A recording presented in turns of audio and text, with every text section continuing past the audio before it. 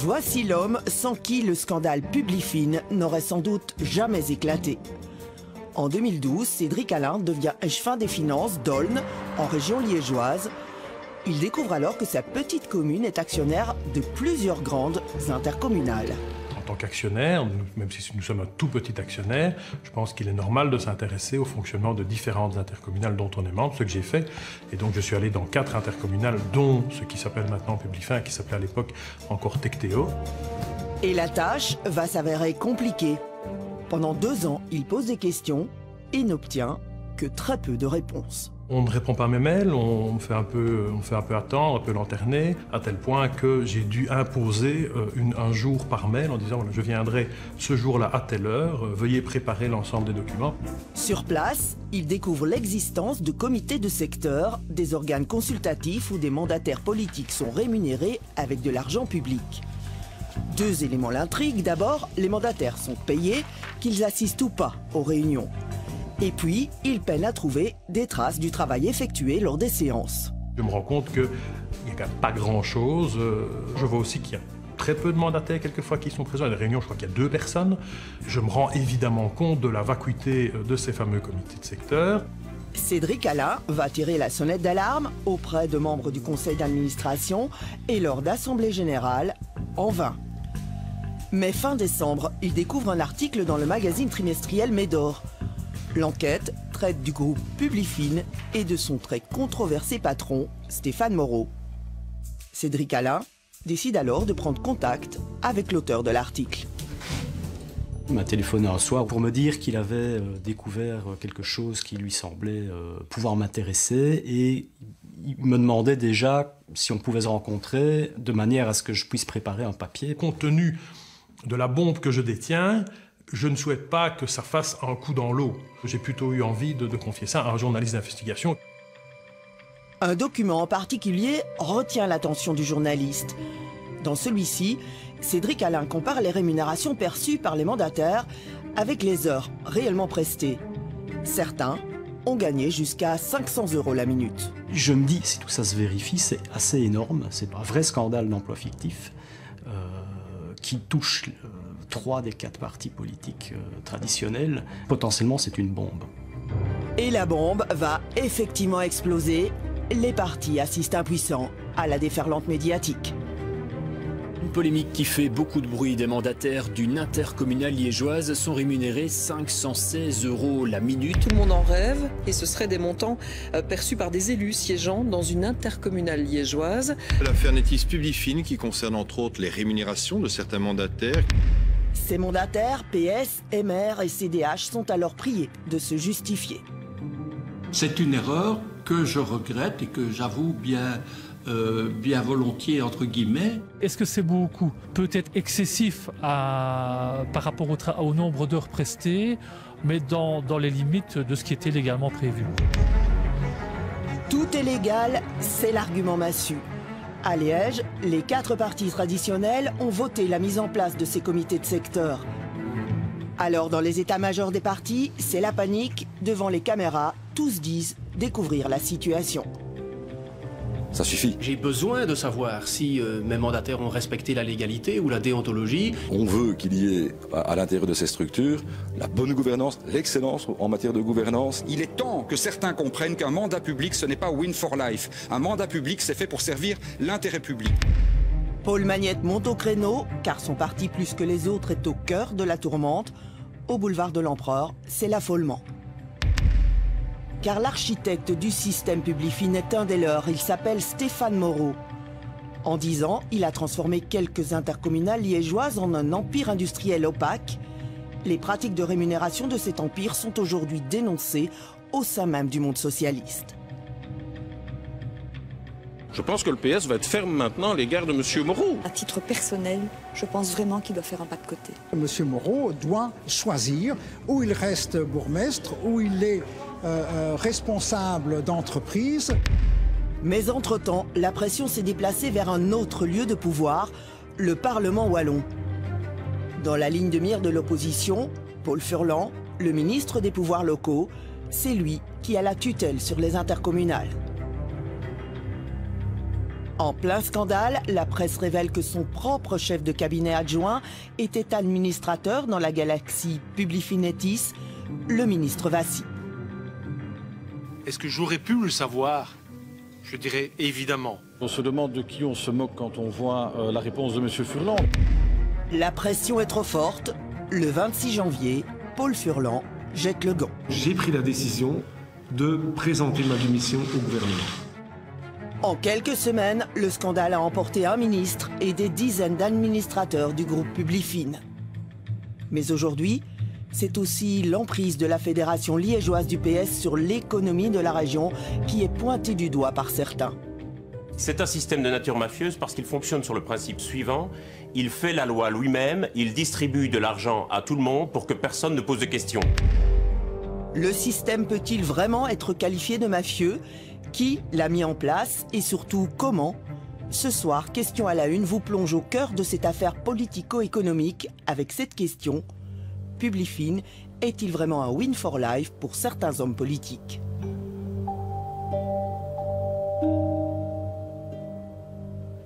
C'est l'histoire d'un homme de l'ombre qui a bâti un empire estimé à 3 milliards d'euros.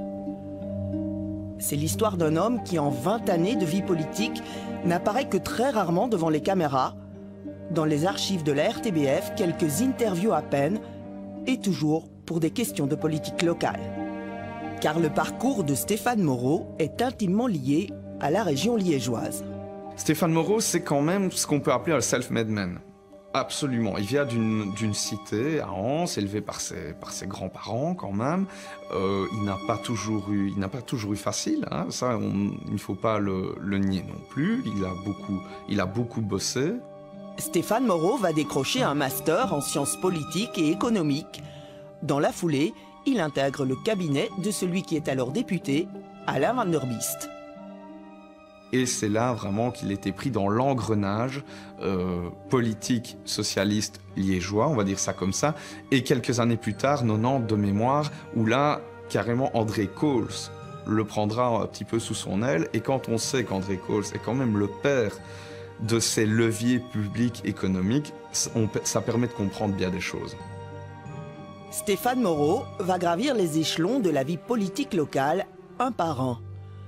Et déjà, chez ceux qu'il rencontre, il laisse une impression particulière. À l'époque, Gilbert Liben est responsable syndical à Liège. Il n'a pas oublié ses premiers contacts avec Stéphane Moreau. À l'époque, je pense qu'il n'avait pas tout à fait 30 ans. Et le garçon est d'une sympathie évidente. Hein. Au contact, il est extrêmement chaleureux. J'ai pu très vite remarquer qu'il avait beaucoup d'ambition, ce qui en soi est plutôt pas un défaut, mais qu'il avait une soif de pouvoir et une soif aussi d'argent. Tout était sujet à ce qu'il puisse demander des augmentations ou un mandat supplémentaire. Stéphane Moreau accumule rapidement les mandats, mais le début de sa fulgurante ascension va avoir lieu en septembre 2005. Il devient alors directeur de l'Association liégeoise d'électricité, l'ALE. Cette intercommunale gère le réseau de distribution d'électricité dans de nombreuses communes de Liège et des environs. Cette intercommunale est l'une des plus puissantes de la région. Il est arrivé à la tête de l'ALE, il a été nommé directeur général en septembre 2005 et très rapidement, il a développé ce groupe en absorbant d'abord tous les câbleaux opérateurs wallons pour créer un réseau de distribution de télévision à l'échelle de la Wallonie. Il a absorbé d'autres intercommunales. Tous les contacts qu'on peut avoir concernant Stéphane Moreau diront que c'est un manager exceptionnel, qui d'ailleurs, tout le monde se demande un petit peu pourquoi il n'est pas manager dans le privé, parce qu'il a une capacité, une vraie vision économique. Il a parfaitement compris qu'il avait l'occasion de devenir une sorte de Madoff liégeois. C'est un homme d'affaires qui, par un charisme certain, arrive à faire croire que ce qu'il fait est génial pour ceux qu'il représente. Et donc, il a développé ce grand groupe qui est actif dans différents secteurs, les télécommunications, l'énergie, maintenant les assurances, les médias. Mais à côté de ça, il y a une espèce d'intransigeance chez lui. La menace facile, la pression facile, c'est une réalité chez Stéphane Moreau. Cette réalité, les travailleurs de Tecteo en font l'expérience en 2009. La scène est tournée par un des travailleurs. L'entreprise fait alors l'objet d'un plan d'économie drastique. Stéphane Moreau monte à la tribune et s'adresse au personnel. Je n'ai pas l'habitude de plaisanter, mais pour faire avoir vraiment mal. Gueulez, ça va faire avancer les choses, gueulez. Ça va vraiment faire avancer les choses de cette boutique. Croyez-moi. Et comme je dis que j'en ai marre, j'en ai marre encore. Et on va y venir.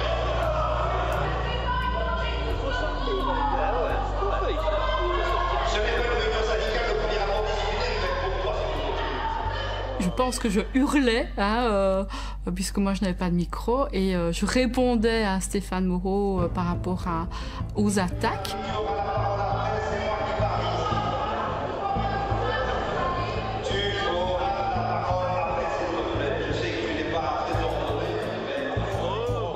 C'est d'une grande agression, personnelle. Il était très arrogant envers moi, mais envers le personnel aussi. Je ne plaisante pas. Les perturbateurs, ça va bien aller. Revenez-le. Moi, je dirais que c'est quelqu'un qui a une vision très libérale de l'entreprise. Pas du tout une vision de service public et de mission à rendre aux citoyens. Il n'est pas du tout là-dedans. Et où il a ce qu'il désire, il doit l'avoir. Un enfant gâté, Stéphane Moreau, il se fait en tout cas beaucoup d'argent. Nous nous sommes procuré sa fiche de paie pour l'année 2008, un an avant qu'il demande aux travailleurs de se serrer la ceinture. Sa rémunération annuelle brute, assurance groupe comprise, s'élève déjà à 470 000 € à l'époque. Elle approcherait aujourd'hui les 593 000 €. Avec les bonus annuels, plusieurs sources l'évaluent même à 960 000 €. Est-ce que vous jugez normal un tel salaire dans des sociétés qui sont contrôlées par une intercommunale? Je trouve que de tels salaires sont totalement injustifiables dans le secteur public, mais je vais vous le dire aussi, je trouve que c'est totalement injustifiable dans beaucoup d'entreprises privées. C'est même plus la gauche caviar, c'est la gauche golden card, quoi, comme je l'appelle. Je veux dire, voilà, c'est 966 000 € par an, je vous dis, moi, voilà. Dans le secteur public, il y a des règles et elles doivent être respectées, il y a des plafonds qui ont été fixés par la région Wallonne, il y a des règles de transparence. Le problème n'est pas que M. Moreau n'ait pas obéi à ces règles, c'est qu'il a trouvé un système en créant des filiales pour se mettre en dehors de cette tutelle et en dehors de ces règles. Le système mis en place par Stéphane Moreau, le voici. L'intercommunal Tecteo va devenir Publifin, les mandataires politiques continuent d'y siéger. Mais la gestion opérationnelle du groupe, le véritable pouvoir, va être transféré à Netis, une structure cette fois entièrement privée. C'est de là que Stéphane Moreau va gérer son groupe et ses 52 filiales dans les médias, l'énergie, la finance. La structure est complexe et opaque, une véritable nébuleuse. Il y a une philosophie derrière. Il y a vraiment une philosophie qui est celle de dire on va privatiser les intercommunales. On va libéraliser des secteurs, une libéralisation du secteur de l'énergie, des télécoms qui ont été votés par le PS, le CDH et le MR, et on va faire jouer toutes ces intercos dans le monde des multinationales. Et finalement, l'histoire de Netis, c'est ça. C'est une interco qui veut devenir une multinationale. Et pour devenir une multinationale, elle rémunère l'ensemble de ses dirigeants comme dans une multinationale. Dans les coulisses du Parlement wallon, la privatisation des activités de Tecteo et les rémunérations pratiquées vont rapidement diviser. Beaucoup y voient une volonté d'échapper au contrôle de la région wallonne. Sur le terrain, certains responsables syndicaux ont exactement la même analyse. Ils ont d'ailleurs tenté de le faire savoir aux plus hautes autorités wallonnes. En 2014, nous avons encore fait beaucoup de démarches envers les politiques parce que justement il y avait cette grande structure Netis qui allait se faire et on savait bien qu'ils allaient vider le sens même de l'intercommunal et vider de sa mission, mais de son prix, de sa valeur. Et vous êtes allé voir qui? On est allé voir Magnette. on est allé voir Marcourt. Et Magnette, je me souviens très bien, quand on est allé le voir, qui nous disait « Mais oui, mais enfin, c'est quand même un merveilleux instrument économique. Si j'avais pu faire la même chose à Charleroi, je l'aurais fait. » Il semblerait que vous étiez admiratif de la structure mise en place par Stéphane Moreau. Non, j'ai toujours dit, effectivement, que moi j'admire le fait qu'avec de l'argent public, on crée de l'activité publique et on crée de l'emploi en Wallonie. Donc moi, ça, j'ai toujours eu une grande admiration pour ça. Par contre, je pense effectivement qu'aujourd'hui, et c'est ce que le gouvernement wallon a décidé, on doit faire toute la transparence sur le groupe. C'est que demain, sans doute, on doit avoir une meilleure articulation entre les différentes activités. Ça doit être clair. Car c'est là l'une des clés du groupe Publifin. Très peu de personnes y voient clair et connaissent vraiment Nethys. Parmi eux, évidemment l'architecte Stéphane Moreau, mais également d'autres hommes politiques liégeois, des visages peu connus, mais qui sont à la manœuvre à la province. Le socialiste André Gilles, le CDH Dominique Drillon et le MR Georges Pire. Les trois partis traditionnels sont impliqués dans la structure et chacun y a des hommes qui en ont largement tiré profit. Tout le monde s'est sucré, mais avec des traitements qui dépassent l'entendement. Si ce que le soir dit est vrai, que M. Gilles a 355 000 euros, que M. Pire pour le MR en a 300, que M. Drillon, qui est le chef de l'opposition à la province, en a 300. Mais c'est la honte, hein. Ces gens doivent être virés. Hein. Il y a aussi même des personnes, des mandataires, aujourd'hui députés Porkmez, qui se font payer via une société écran, alors que ces sociétés écran servent simplement à éluder de l'impôt et donc payer moins d'impôts, c'est évidemment inacceptable. Tous les partis traditionnels sont donc mouillés, mais à des degrés divers. Le PS, le CDH et le MR avaient tous des élus qui ont touché de l'argent au sein de Nethys ou dans les comités de secteur de Publifin. Mais tous, écolos compris cette fois, ont voté la mise en place des comités de secteur et leur généreuse rémunération. Alors comment ces pratiques ne sont-elles pas remontées jusqu'au sommet des partis francophones? Cet universitaire liégeois, proche du parti écolo, a une explication. Il évoque un système de nature mafieuse. On est ici face à une sorte de collusion d'intérêts qui se tiennent tous entre eux, qui vont en quelque sorte faire leur propre loi. C'est pour ça que tout le monde clame qu'il n'y a rien d'illégal dans le système Netfin, et qui vont utiliser cette collusion d'intérêts pour s'attribuer des marchés, des mandats, de l'argent, de l'influence, en jouant sur cette sorte de loi du silence. Quiconque, quelque part, mettrait en cause le système serait considéré comme traître à la cause liégeoise. La loi du silence, une règle d'or aussi à l'intérieur de la nébuleuse Publifin Nethys. Cet administrateur de Publifin va en faire l'expérience. Un soir de novembre 2013, il est convoqué au conseil d'administration. À l'ordre du jour, l'adoption du règlement d'ordre intérieur des comités de secteur. Ce soir-là, on va clairement lui faire comprendre qu'il doit rester discret sur ce qui se passe au sein de la structure. Lors du CA du 12 novembre 2013, sans que leur présence ne soit annoncée, il y avait 2 avocats qui étaient présents et, entre autres choses, ils nous ont clairement rappelé les obligations des administrateurs en matière de discrétion. Mais je vous assure vraiment que même si tout le monde de bonne loi comme ça reste un peu sympathique, le message était clair. Si vous continuez, on vous assigne et on vous révoque. Est-ce que, pour vous, c'est une pratique d'intimidation? Oui. À partir du moment où on évoque une poursuite en justice des dommages et intérêts et une possibilité d'être révoqué, pour moi, c'est une menace claire. Les menaces, cet élu MR, cette fois, a dû également y faire face. En 2009, elle négocie entre autres avec André Gilles et Stéphane Moreau le rachat de Brutélé par Tectéo. Elle défend les communes bruxelloises et elle hésite à céder leur réseau de télédistribution à Tectéo. Les responsables liégeois tentent alors de la convaincre par des propositions alléchantes. C'était on va aller manger dans un bon restaurant, avec des bons vins. Ils m'ont également proposé de devenir membre du comité directeur en me disant voilà, tu peux siéger après comme présidente, coprésidente de Brutélé dans le comité directeur, tu auras des bons émoluments. Simplement, la seule règle, c'est qu'il ne faut pas tout raconter aux administrateurs parce qu'eux, ils doivent savoir le strict minimum. Les décisions sont prises dans ce comité directeur.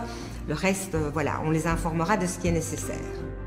Mais Viviane Teltoy-Beaune ne va rien céder. Le ton va se faire alors beaucoup plus menaçant. Si tu n'acceptes pas, tu verras ce qui va t'arriver. Ça veut dire quoi? Je dis, ce sont des menaces. Tu verras ce qui va t'arriver. Tous les administrateurs de Brutélé reçoivent alors une lettre à leur domicile, signée Stéphane Moreau et André Gilles. Ils y écrivent que s'ils s'opposent au rachat de Brutélé, les administrateurs engagent leurs responsabilités personnelles et pourraient être poursuivis en justice. Cette lettre n'a pas seulement été envoyée au siège de Brutélé, à l'attention des administrateurs, mais elle a été envoyée au domicile personnel de chacune et de chacun. Et donc, en fait, il y a vraiment des administrateurs qui ont paniqué. Ce week-end-là, moi j'ai reçu beaucoup d'appels d'administrateurs, l'un qui me disait qu'il avait arrêté les travaux dans sa maison, l'autre qui pensait qu'on allait venir le forcer à vendre sa maison, parce que la manière dont la lettre est rédigée, quand on dit c'est une faute personnelle également, ça veut dire ben, on va venir vous chercher. Ces méthodes, Stéphane Moreau et son entourage en sont visiblement coutumiers. Ils n'hésitent pas non plus à les utiliser contre des membres de leur propre parti. En 2012, Tectéo souhaite absorber l'AIEG, l'intercommunale qui gère le gaz et l'électricité à Andenne. Le bourgmestre Claude Erdekens s'oppose fermement à la transaction. Les Liégeois tentent alors de le soudoyer.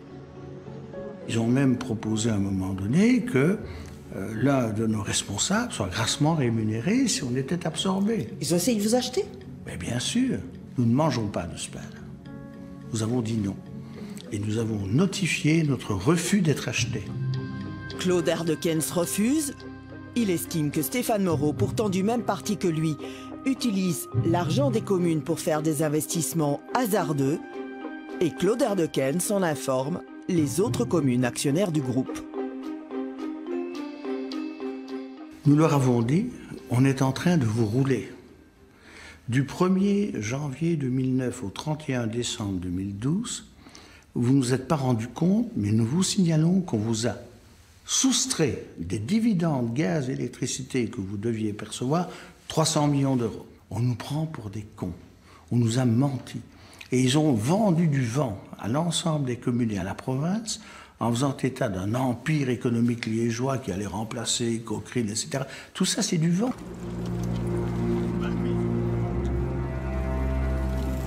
Depuis 3 mois, les langues se délient, mais beaucoup de questions restent en suspens.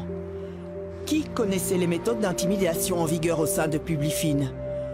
Pourquoi les autorités wallonnes ne sont-elles pas intervenues plus tôt? Qui savait que dans les comités de secteur, des élus PS, MR et CDH touchaient d'importantes rémunérations sans assister aux réunions? C'est l'élément déclencheur de l'affaire, et sur ce point, Cédric Alain, échevin CDH à Aulne, dit pourtant avoir alerté les instances de son parti. Je fais part dès janvier 2014 à M. Drion, en l'occurrence, qui était un administrateur CDH, de mon malaise par rapport au comité de secteur. Dominique Drion n'aurait pas fait remonter l'information dans son parti, plutôt gênant pour les quelques mandataires CDH qui ont accepté de nous parler. Mais Dominique Drion était quand même au comité de déontologie du parti. Oui, c'est vrai, il a exercé cette fonction. Et donc, la situation qui était la sienne, effectivement, peut poser en tout cas quelques interrogations par rapport aux éléments qui sont portés à notre connaissance. Les instances du CDH n'auraient donc pas été mises au courant. Le discours est identique dans tous les partis francophones. Pour ma part, je n'étais pas au courant des rémunérations et pas au courant que les comités de secteur ne se réunissaient pas. Alors que les comités de secteur existent, tout le monde était au courant. Vous savez, au Parlement wallon... Et votre fédération ne connaissait pas les montants des rémunérations ? Ah non, je ne pense pas. Que les montants des rémunérations et le fait qu'ils ne se réunissaient pas, en tout cas moi je n'ai... fédération de Verviers, mais je ne pense pas que les fédérations... Vous savez, Monsieur Baclen, par exemple, ne savait pas. Il faut lui poser la question, mais je ne pense pas... Il ne veut pas nous répondre, donc je vous la pose à vous. Oui, mais je ne pense pas qu'il était au courant des rémunérations. Comment les administrateurs pouvaient-ils savoir par avance que c'était des mandats fictifs et qu'en fait aucun travail ne serait fourni? C'est écrit dans les statuts qu'il y a... Que c'était à cause de travail, que ce sont des mandats fictifs? Non, c'est écrit dans les statuts que c'est pour 4 réunions par an, c'est pas beaucoup. Si on s'intéresse à la chose, on sait déjà que c'est pas beaucoup. On peut entendre ça? Des responsabilités reconnues à demi-mot, sauf du côté d'Andenne, où le bourgmestre socialiste désigne clairement des responsables. Qui a mis le système en place? Les vrais coupables sont ceux qui ont permis d'acheter des mandataires communaux et provinciaux en leur donnant un fric incroyable à ne rien faire pour qu'ils ferment les yeux sur la captation de leurs actifs. Je crois qu'il y a une responsabilité des 4 fédérations politiques liégeoises.